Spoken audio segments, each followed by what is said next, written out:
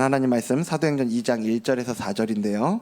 사도행전 2장 1절에서 4절 제가 한 절 여러분들 한 절 교독하도록 하겠습니다.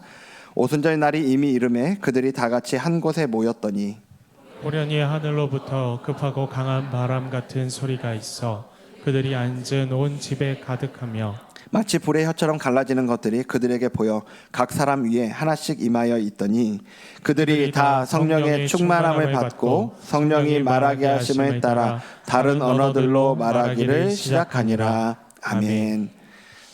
여러분은 어떤 기념일들 좀 지키고 계십니까? 많은 분들이 아마 본인 생일을 이렇게 챙기고 계실 거고요. 또 결혼한 분들은 결혼 기념일 챙기고 계신 거 맞죠? 결혼 기념일도 챙길 겁니다. 그리고 국가적으로는 3.1절이라든지 광복절, 한글날 이런 거 챙기고 있죠. 유대인들도 국가적으로 이렇게 지키는 기념일이 있는데 절기라고 하고요. 그 중에서도 정말 중요한 3대 절기가 있습니다. 많이들 알고 계시는 6월절이 있고요. 그리고 7.7절이 있고 초막절이 있습니다. 그 중에 두 번째 이 7.7절을 오순절이라고도 하는데 오늘 본문에 나오잖아요. 이 오순절은 또 보리추수를 기념하는 날이어서 맥주의 초실절이다라고도 이렇게 이야기를 합니다. 근데 여러분, 맥주의 초실절, 이 보리를 추수했다라는 것 자체가 무슨 의미냐면요, 이 앞에 제일 처음에 나오는 6월절이 이집트에서, 애굽에서 자유를 얻은 것을, 하나님의 그 구원을 기념하는 그런 절기였다라고 한다면, 이 두 번째 나오는 7.7절, 맥주의 초실절이라고 하는 오순절은요, 이제 광야 생활이 끝난 겁니다. 광야 생활 하는데 무슨 보리추수가 있겠어요. 이제 그 땅에 가나안 땅에 정착을 한 거예요. 정착을 한 걸 의미하는 거죠. 그래서 가나안 땅에 정착하고 거기서 얻는 이 첫 열매, 보리추수를 하는 것을 기념하는 그런 절기가 이 오순절이라는 거죠.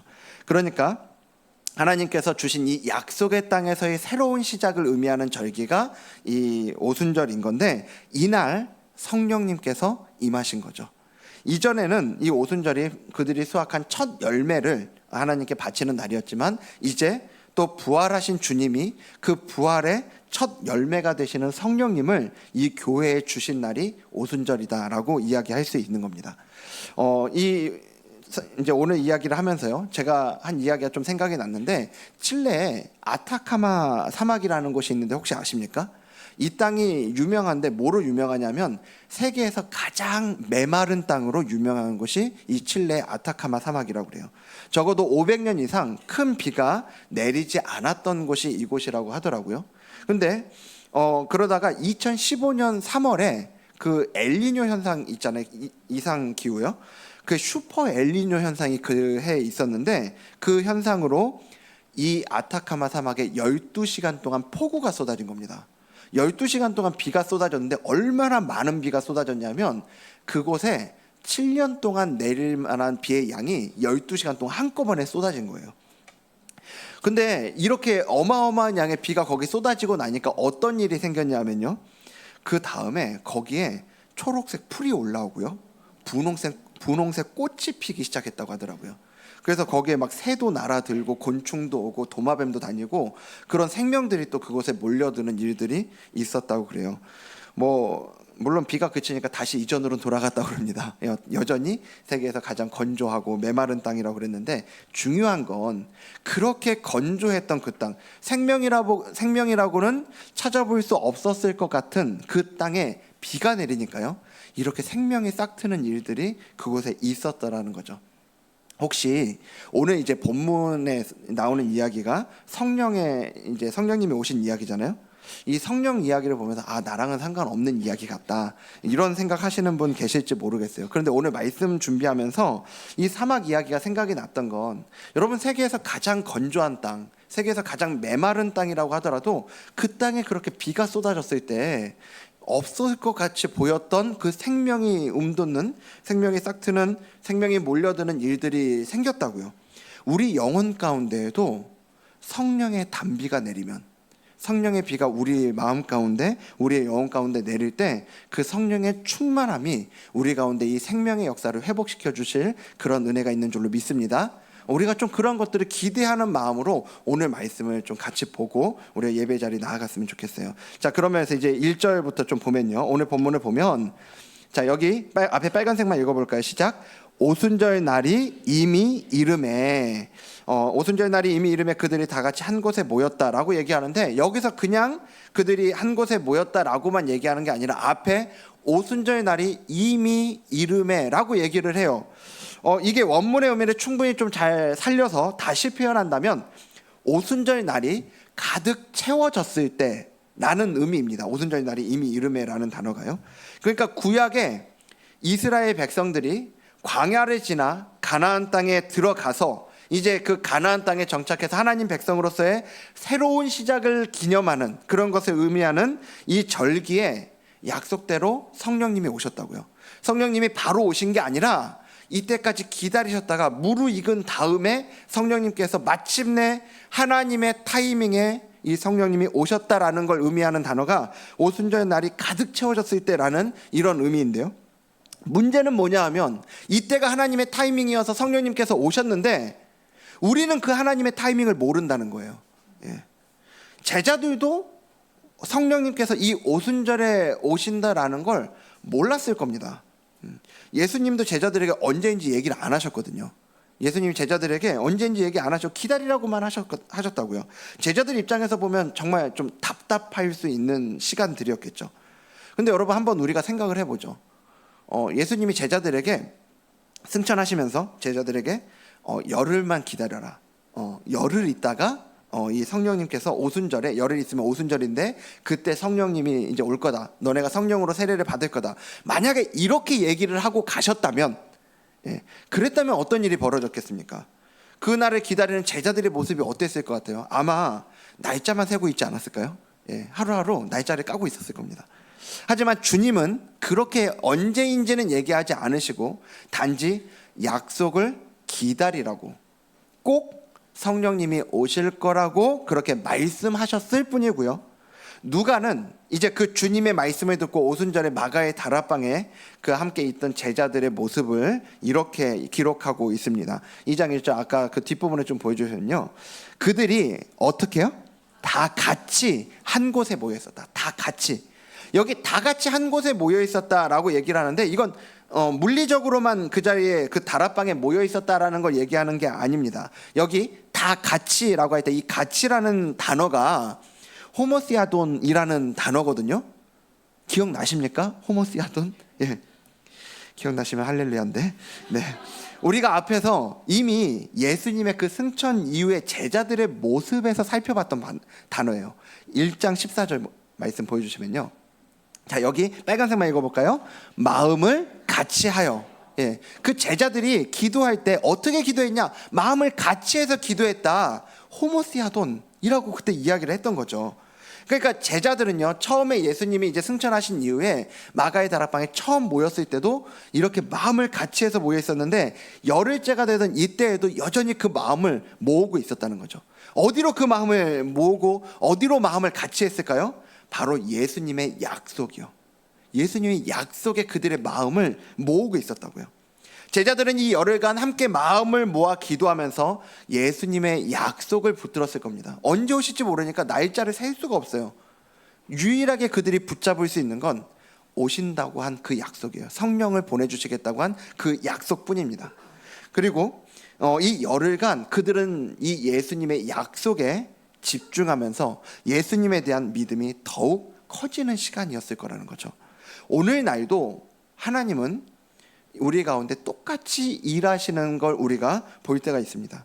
우리 생각 같아서는 우리가 기도할 때 하나님께서 그 하나님의 능력으로 바로 해결해 주시면 좋겠어요. 바로 응답해 주시면 좋겠다고요. 그런데 아니거든요. 기도하는데 바로바로 응답해 주실 때보다 아닐 때가 더 많아요. 이게 근데 우리를 담금질하는 시간입니다. 이 시간이요, 우리를 담금질하는 시간이에요. 그 시간을 통해서 하나님이 우리 안에 행하시는 게 있어요. 뭐냐 하면 주님을 향한 이 믿음을 키워가시는 거죠. 그 기다리는 시간을 통해서요. 이 약속을 기다리는 시간, 주님 앞에서 하루하루 버티게 하시면서 하루하루 인내하게 하시면서 믿음을 키워가시는 거예요. 그래서 사도 바울은 이렇게 표현하고 있는데요. 로마서 5장 3절과 4절에 보면요. 다만 이뿐 아니라 우리가 환난 중에도 즐거워하나니, 빨간색만 읽어볼까요? 이는 환난은 인내를, 인내는 연단은, 연단은 소망을 이루는 줄 알미로다. 네, 아멘. 오늘 이 인내와 연단의 시간을 지나고 있는 분들 계실 거예요. 그런 분들에게 오늘 이 말씀이 위로와 소망이 되기를 간절히 바랍니다. 오늘 여러분 지연된 약속, 그 지연된 응답을 기다리고 있는 분들이 계시다면요, 무엇보다 이 시간이 절대로 헛된 시간이 아니라는 걸 기억하시길 바라요. 하나님께서는 이 시간을 통해 우리를 연단하시고 우리 안에 주님의 약속을 믿는 그 믿음을 키우시며 그 소망을 이루게 하실 줄로 믿습니다. 며칠 전에 아침에 아내가 밥을 하는데요, 아이가 배가 좀 고팠나 봐요. 밥이 언제 되냐고 묻더라고요.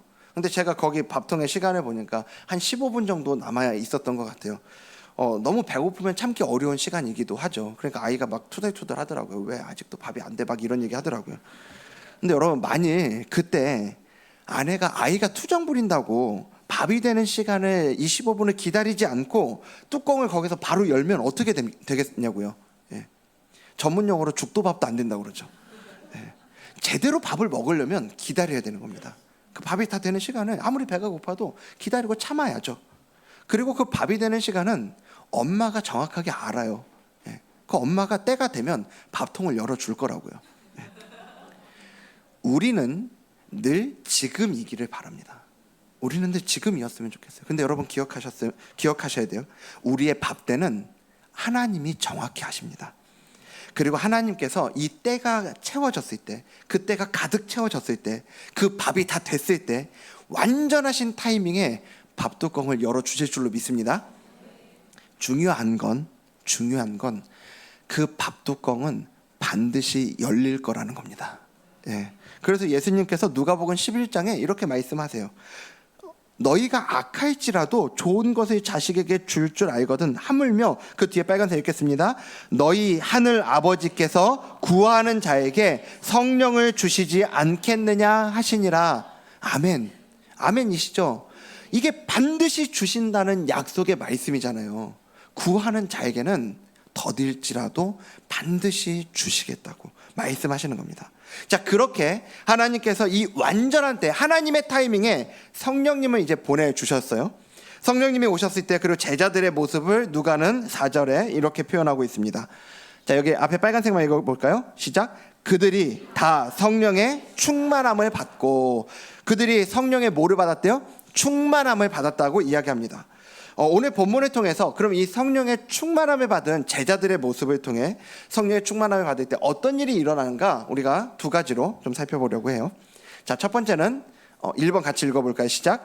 영적 감각이 생긴다. 성령의 충만함을 받을 때 영적 감각이 생긴다는 거예요. 그 모습을 오늘 본문 2절과 3절에서 보여주고 있는데요. 먼저 2절 보여주시면, 호련히 하늘로부터 급하고 강한 바람 같은 뭐가 있어? 소리가 있어 라고 얘기합니다.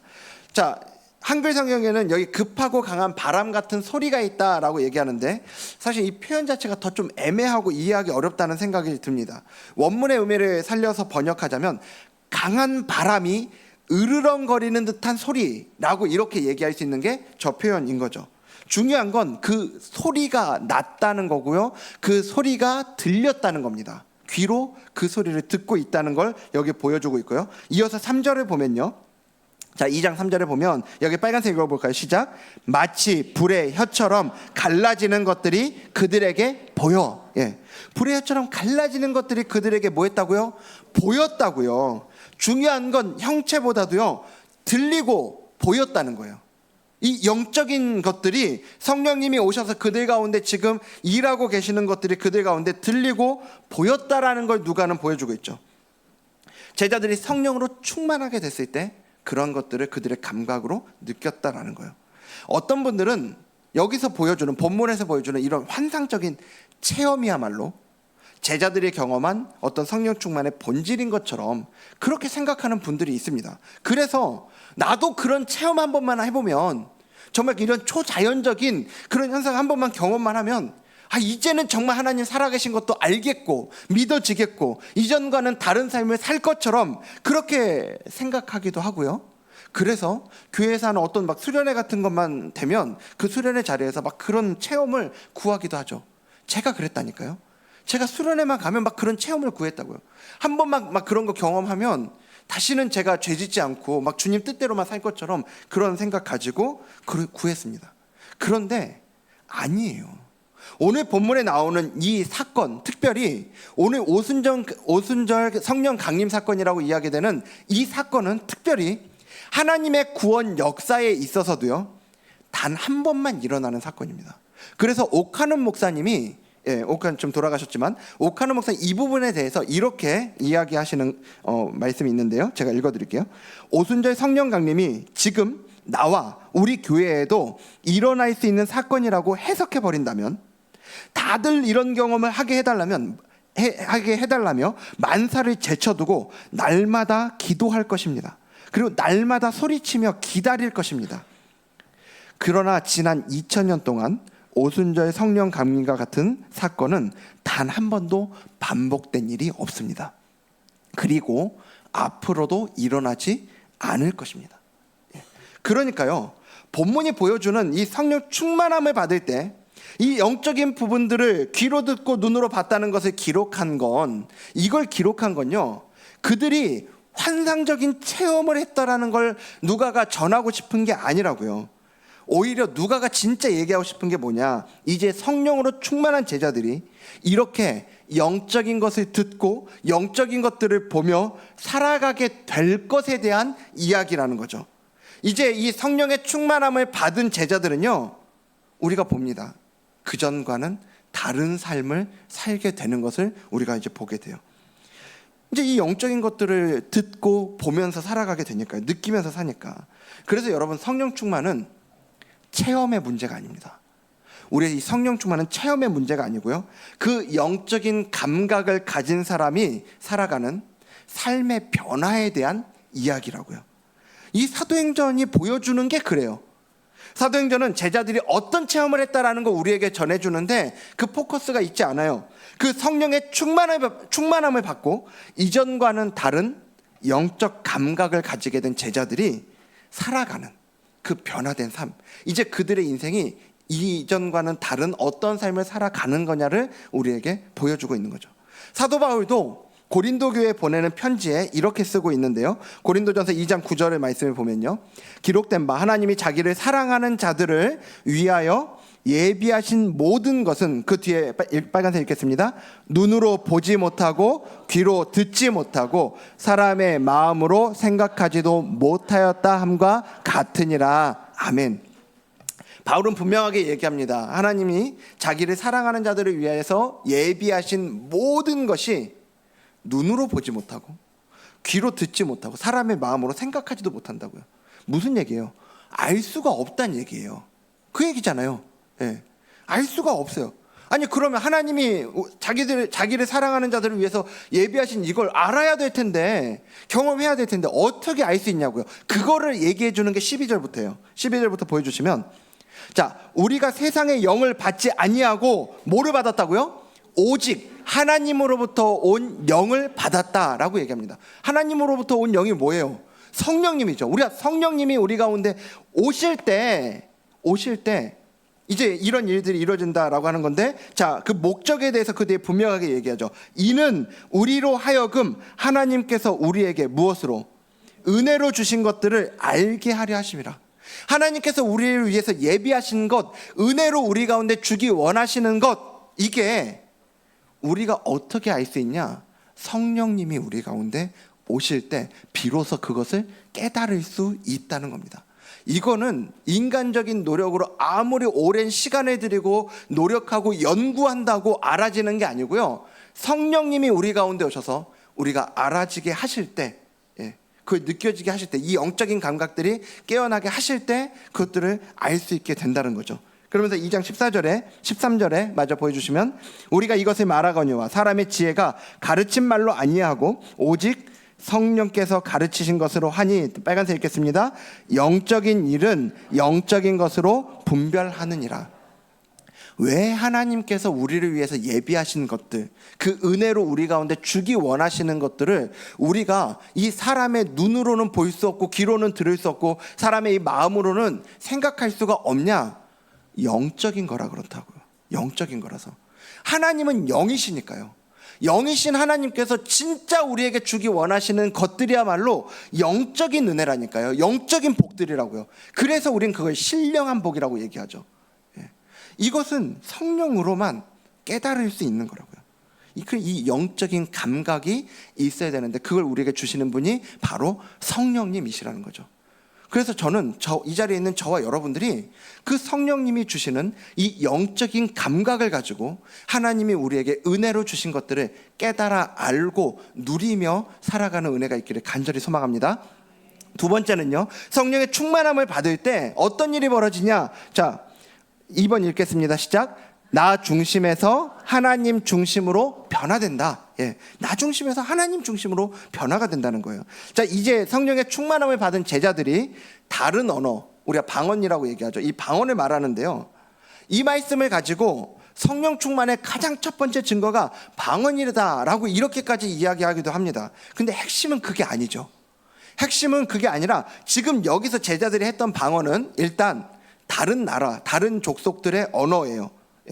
그래서 이 뒤에 각 나라에서 살고 있었던 열방 가운데 살고 있던 유대인들이 이 제자들 옆에 왔을 때 자기가 있던 곳의 언어로 제자들이 말하는 것을 듣게 되었다라고 이제 성경 기록하고 있거든요.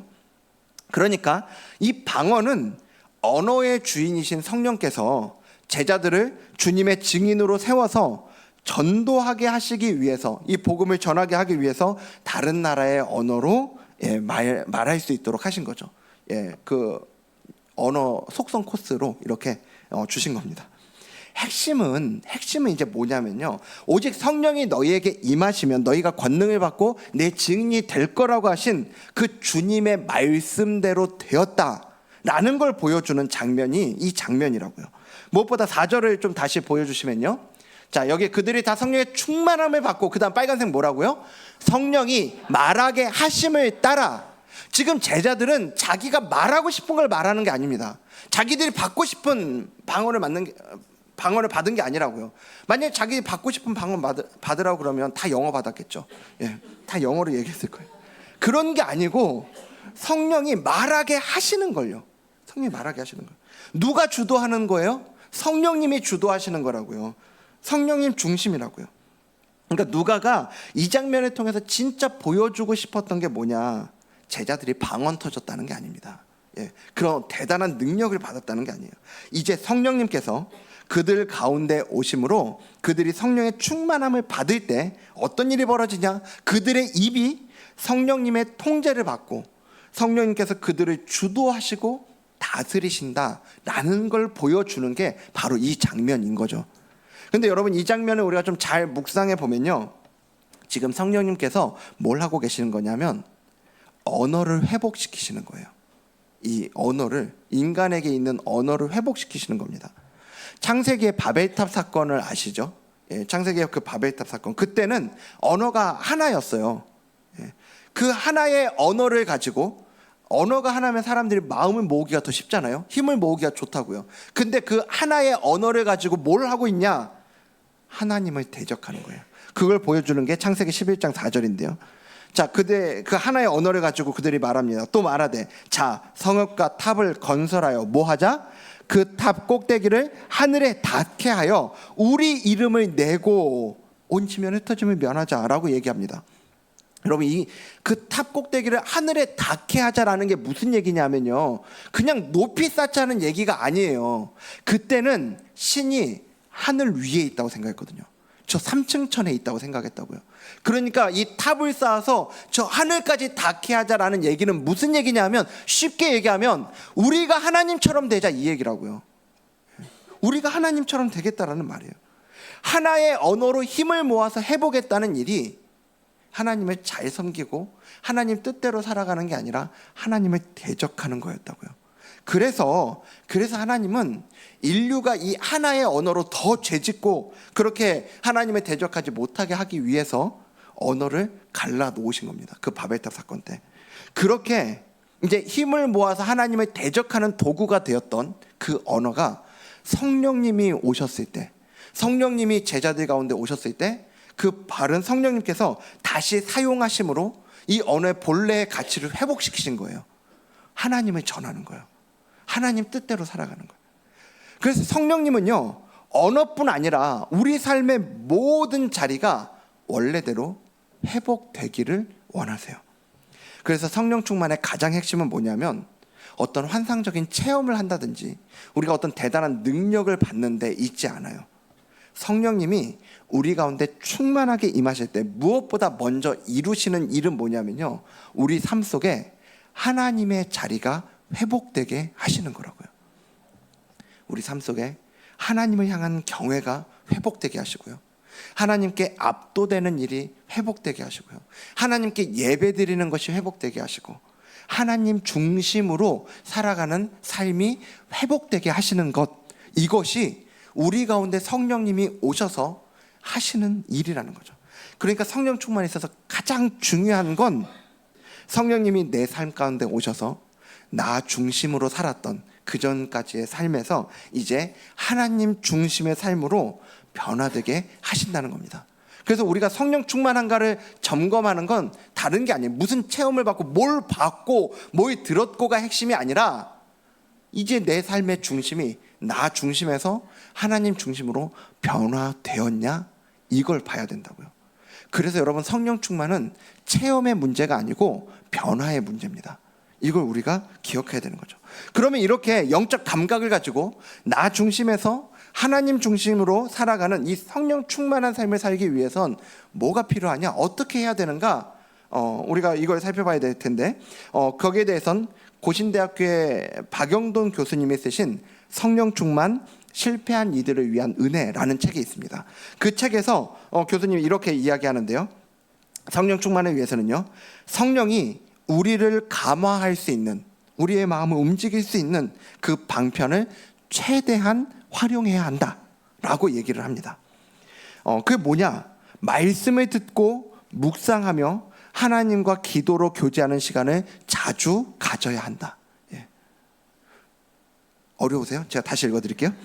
자, 말씀을 듣고 묵상하며 하나님과 기도로 교제하는 시간을 자주 가져야 한다. 뭘 위해서요? 성령 충만을 위해서요.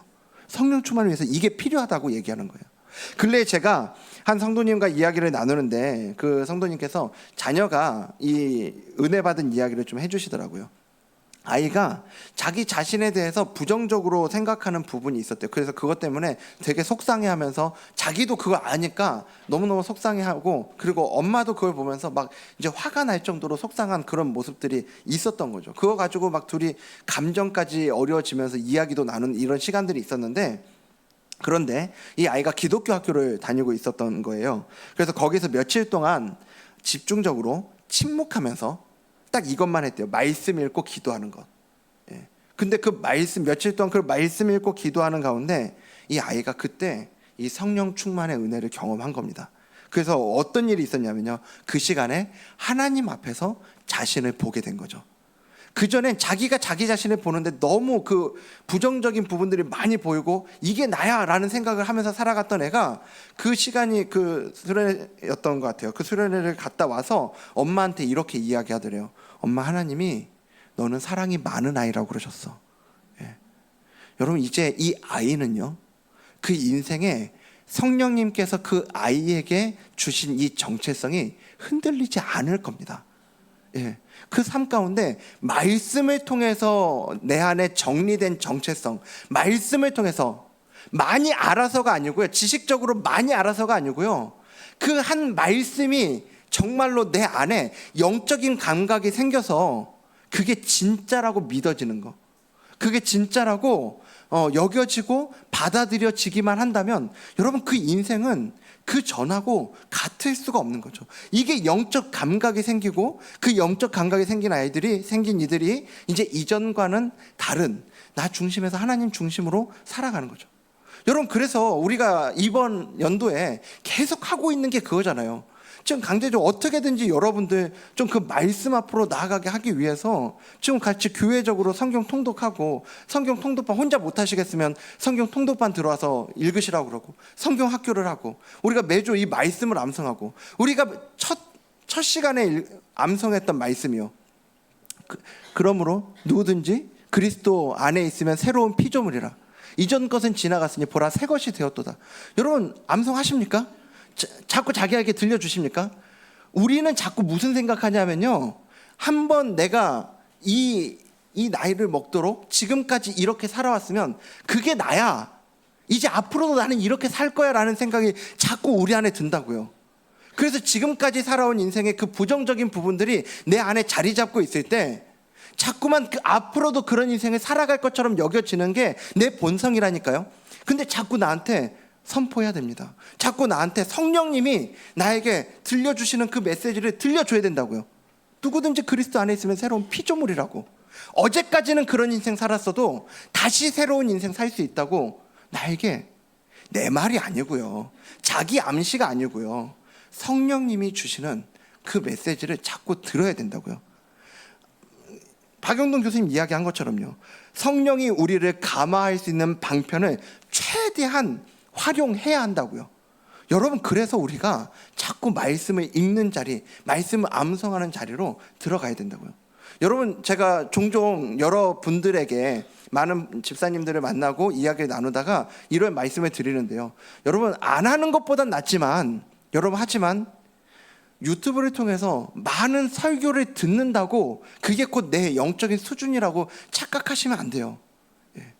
여러분, 성령님께서 우리에게 말씀하시는 것을, 성경을 통해서 말씀하시는, 내가 직접 들어야 합니다.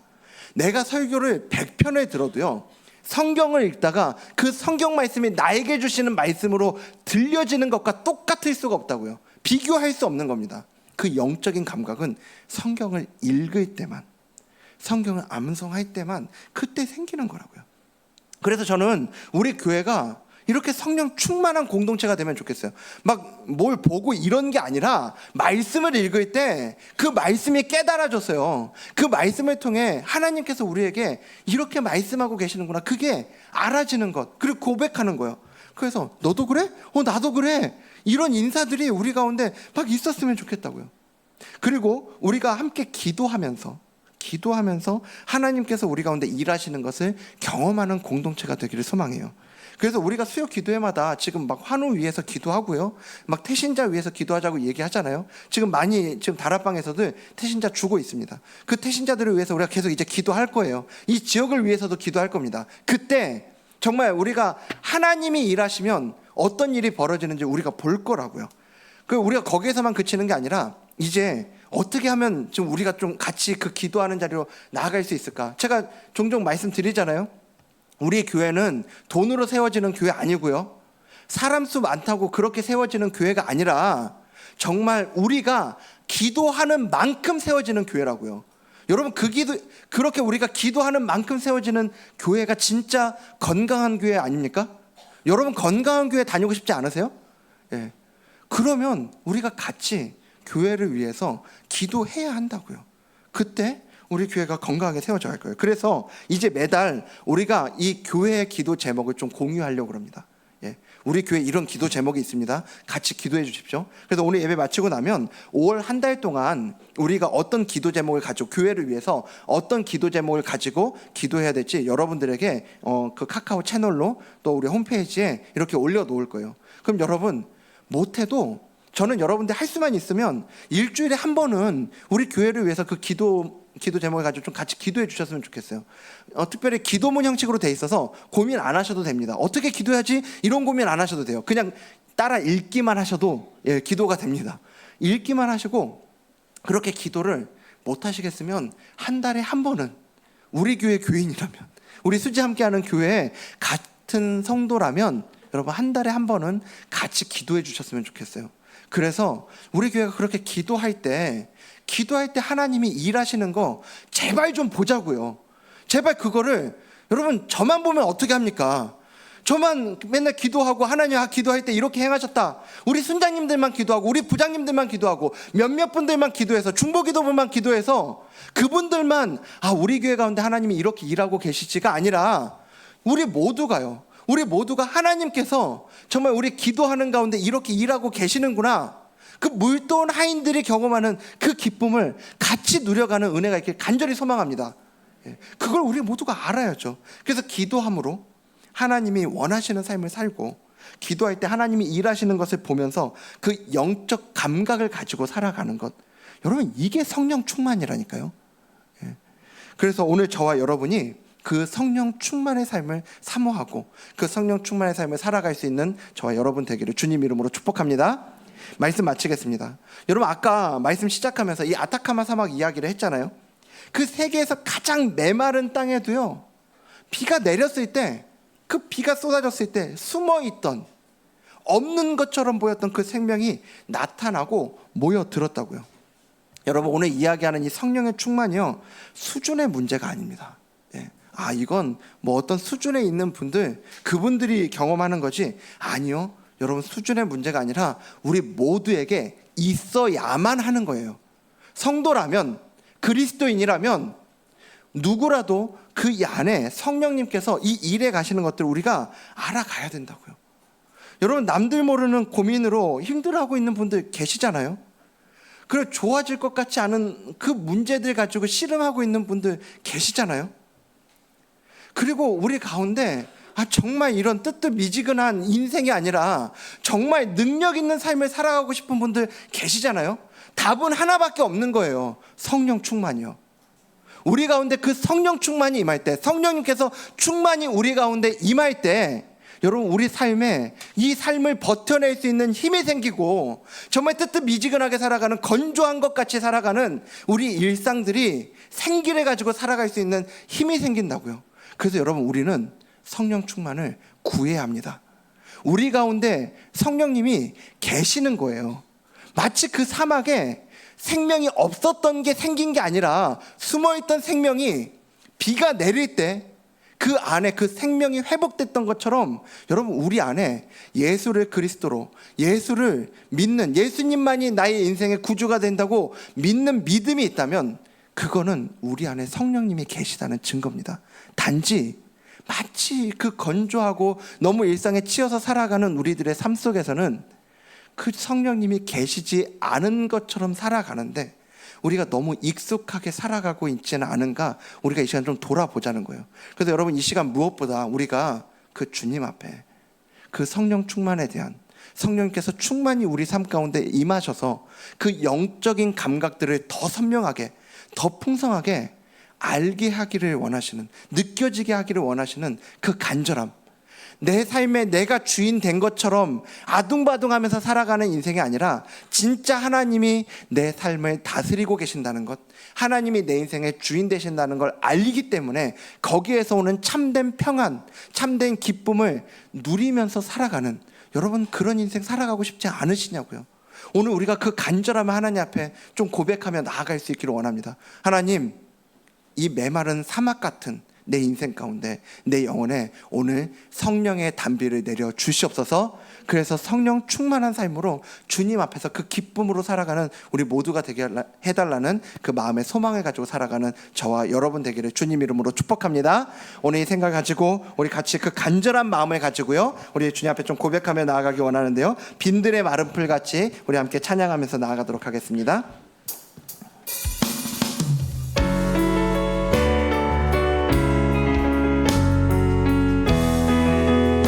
함께 찬양합니다. 빈들의 마른 풀같이, 빈들의 마른 풀같이 시들은 나의 영혼, 주님이 허락하신 성령, 주님의 약속하신 그 성령이요, 간절히 기다리네, 감으로 메마른 땅에, 감으로 메마른 땅에 단비를 내리시는 우리에게도 성령의 단비를 부어 새 생명 주. 우리 다시 한번 처음부터 고백할까요? 빈들의 마른 풀같이, 빈들의 마른 풀같이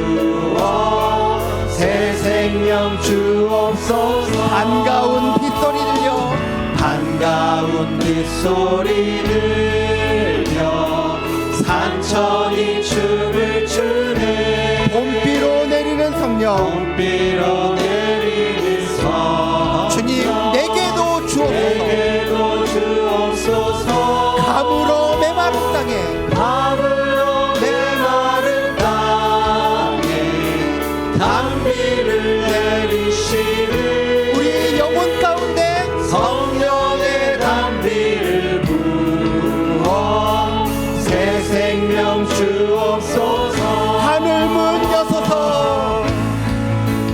하늘 문 여소서. 주의 뜻 이루게. 성령님 오소서. 성령님 오소서. 이 땅에 영원히 이 땅에 영원히 하늘 문 여소서. 문 여소서. 주의 뜻을 이루게. 성령님 오소서. 성령님 오소서. 이 땅에 영원히 이 땅에 영원히 절 따라 우로를 내려 절 따라 우로를 내려 조목이 무성한 갈급한 내 심령에 갈급한 우리 주님을 향한 우리의 마음을 토해놓기 원합니다. 성령을 부소서.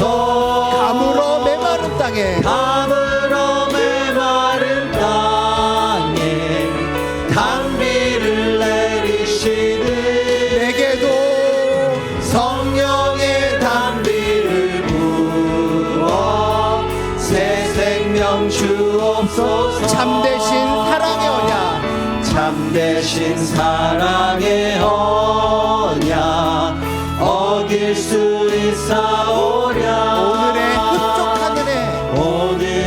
흡족한 은 우리의 믿음을 고백합니다. 주실 줄 믿습니다. 감으로 메마른 땅에 감으로 메마른 땅 단비를 내리시는 단비를 내리시는 성령의 단비를 부어 성령의 단비를 부어 새 생명 주옵소서. 하늘 문 여소서. 하늘 문 여소서. 주의 뜻 이루게. 성령님 오소서. 성령님 오소서. 이 땅에 영원히 하늘 문 여소서. 하늘 문 여소서. 주의 뜻 이루게. 성령님 오소서. 성령님 오소서. 이 땅에 우리 한 번 더 고백합니다. 하늘 문 여소서. 하늘 문 여소서. 주의 뜻 이루게. 성령님 오소서. 이 땅에 하늘 문 여소서. 하늘 문 우리 이 시간 우리의 마음을 주님 앞에 토해놓기 원합니다. 주님의 하나님의 간절함을 가지고 나아가기 원합니다. 성령님 오소서. 이 땅에 영원히. 아멘. 이 시간 우리 같이 기도하며 나아가기 원하는데요. 그렇습니다. 주님, 이 시간 그 은혜를 구합니다. 이 시간 정말 내가 나의 일상을 살아가는데 정말 오늘 성령님께서 우리 가운데 충만하게 임하시지 않으신다면 하나님 나의 일상을 살아갈 수 있는 힘이 내가 견뎌낼 수 있는 그 능력이 나에게는 없음을 고백합니다. 성령님 오늘 우리 가운데 오셔서 정말 성령님께서 우리에게 일깨워주시는 영적인 감각을 가지고 살아가게 하시고 정말 하나님 중심으로 살아갈 수 있는 그 힘을 우리 가운데 허락해달라고 우리 그 은혜를 구하며 이 시간 주님 한번 부르짖고 기도하겠습니다. 주여